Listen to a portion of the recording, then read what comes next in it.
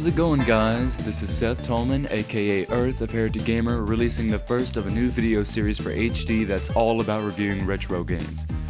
I wanted to kick off the series with a game that released back in 1992 for the Sega Genesis or Master System depending upon your region. Having a 2 at the end of its name, Streets of Rage 2 is obviously a sequel to Streets of Rage 1. While this review isn't about the original, I will go ahead and say that Streets of Rage 2 surpasses it in every way imaginable. This game was amazing to me back when I first played it as a kid, and it's still one hell of a game. If by the end of this review you aren't convinced to go buy it on the Wii Virtual Console or Xbox Live Arcade, then I have failed. I'm not going to give it a rating because I don't see a need to. The game is retro, and all you need to pay attention to is what I highlight.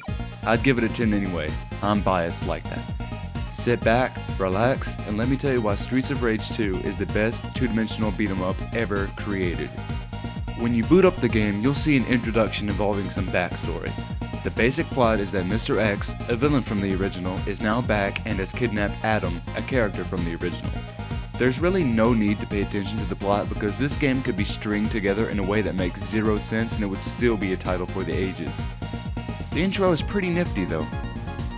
In the original, only 3 characters were playable: Axel, Adam, and Blaze. Since Adam is now a damsel in distress, he's not in this time around. Returning, however, is Axel and Blaze. They aren't alone either.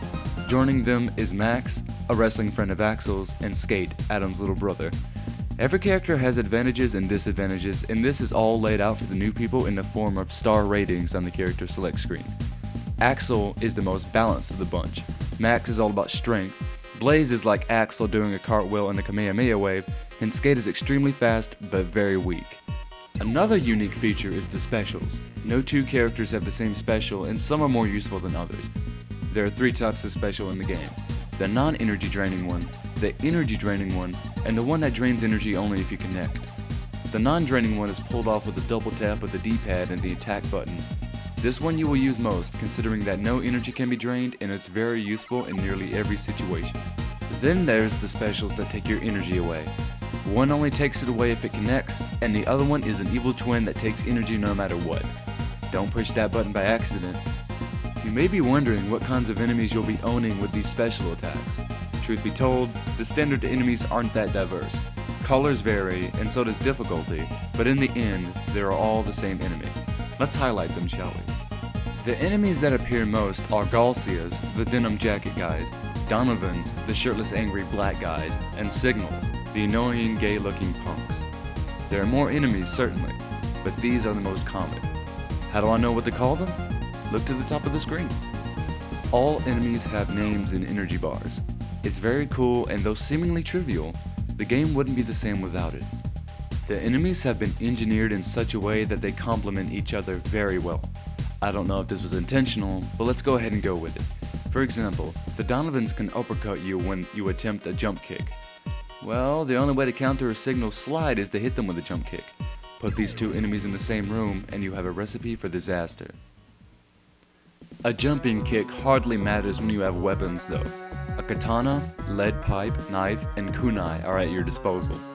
Keep your distance from the enemies though.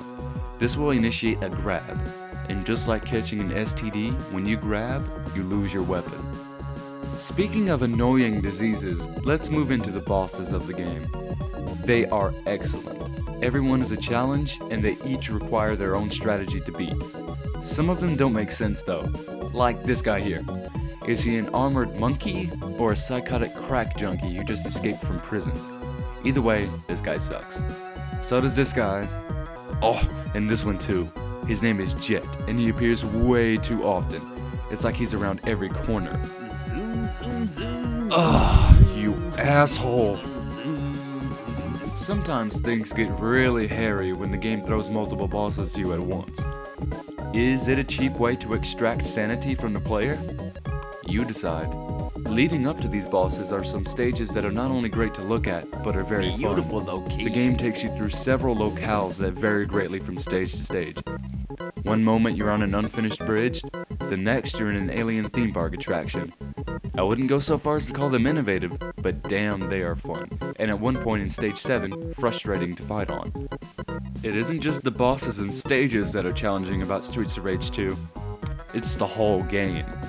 Fair warning to you newbies out there, you won't beat it your first try if you go on normal difficulty. This game takes time to master and memorize, like many old school titles. You can take this game on easy, normal, hard, and very hard. There's also very easy and mania, but you can only get those when you use a cheat. Mania mode is insane. If you beat this mode, you are a gamer amongst gamers, you are awesome. But again, it's insane, it's nerve-wracking. Don't let that discourage you though. If a guy like me can get past this game on mania difficulty, so can you. Just learn to exploit every weakness that the enemies have. They all have one, trust me. Let me tell you a little secret that will make upper level difficulty a little easier to stomach. Co-op mode. Co-op is the best aspect of the game, and my god, it's a blast. I have gone through co-op with friends and family so many times, and it's not old yet. It's a different experience every time. With another person, you can work out boss strategies, divide the stage into sectors, molest one another, abuse one another, and... Oh damn it, get out of my review! Co-op is fun. If you and your colleague aren't getting along so well, why not settle the dispute over a nice duel? You won't spend much time on duel mode, but it is there. It's kind of fun, but spamming the specials will get you a victory every time. Now I guess it's time to move on to the icing on the cake, graphics and music. The graphics in this game are much better than the original, and believe it or not, better than the third installment as well. This game has scrolling backgrounds and foregrounds, the sprites are huge, and the environments you visit are very detailed. Streets 2 definitely delivers in this department. It's Genesis/Master System gold. Wanna know where some of the best music of the 16-bit generation is? Right here. The music in Streets of Rage 2 is stunning. You will not believe your ears. The tracks range from mellow bar music to energetic boss music to the awesomeness that is Stage 7. Seriously guys, Stage 7 has the best music in the game, definitely my favorite stage. This is one of those games that makes you visit the sound test section over and over. The music is without a doubt one of the major aspects, and it will keep you coming back.